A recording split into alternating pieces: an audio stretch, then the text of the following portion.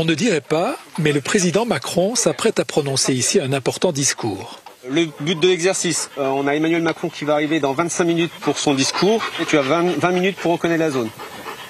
Dès que tu as un marquage du chien, tu nous le signales. Dans la conduite, on va te juger sur la conduite, sur le travail du chien et sur les marquages du chien. C'est un exercice, bien sûr. Neymar, un berger malinois, va tenter de retrouver les explosifs cachés sur ce site de paintball. Cherche encore. Les qualités d'un cynotechnicien, c'est tout d'abord la patience. On travaille avec des animaux, donc il faut être patient parce qu'on n'a pas tout de suite. Donc c'est un dressage continu. Tous les jours, on travaille nos chiens. Donc c'est d'abord la patience et la persévérance. Les chiens ont bien plus de nez que l'homme. Une puissance olfactive 200 à 300 fois plus forte selon le formateur. Là, on cherche. Là. Voilà, ça c'est bien.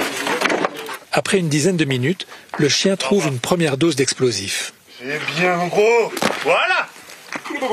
La recherche d'explosifs n'est qu'une des nombreuses missions confiées aux chiens.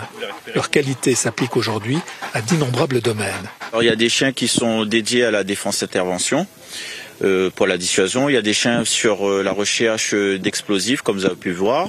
Des chiens sur les stupéfiants, la recherche de personnes en décombres et milieux périlleux.